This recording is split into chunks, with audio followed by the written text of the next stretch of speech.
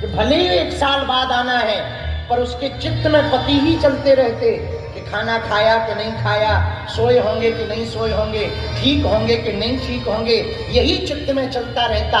वैसे ही देवी के साधक को पूरे जीवन भर भगवती के बारे में चिंतन करना चाहिए कि हमारी माँ कैसी होगी, हमारी माँ दिखती कैसी होगी, हमारी माँ जब हमें दर्शन देगी तो कृपा कैसे करनी।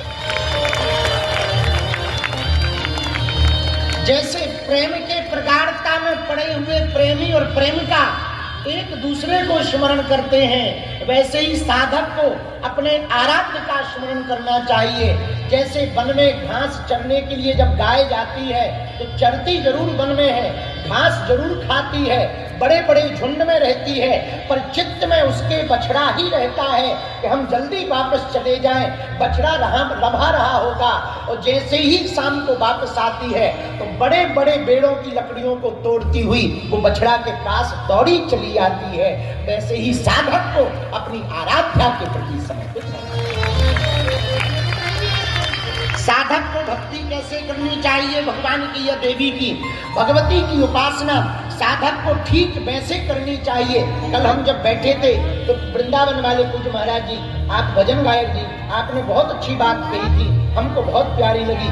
आपने कहा जैसे पनहार में जब पानी भरने जाती है, पानी भर करके आती है तो रास्ते में सहेलियां मिल जाती हैं, बातें सहेलियों से करती है, लंबी लंबी बातें करती है, हाथ मारती है, लेकिन उसका चित्त मटका पर रहता है, कहीं ये गिर ना जाए। वैसे ही साधक को संसार में रह करके सब बातें करनी चाहिए, सब कुछ करना चाहिए, पर चित्त तो भगवती के चरणों में ही रहना चाहिए। चित्त तो आराध्य के चरणों में रहना चाहिए। चित्त हमारा मन परमात्मा के ही, भगवती के ही चरणों में रहना चाहिए। बोलो सीताराम, जोर से बोलो, और जोर से बोलो। अब प्रश्न उठता है भैया, भगवती मिलेगी कैसे? एक बात बताओ, बुरा न मानना, एक बात हम कह रहे हैं। क्या तुमने कभी किसी नदी को पता पूछते देखा? किसी नदी ने कभी पता पूछा कि समुद्र कहाँ है? बोलो, जोर से बोलो।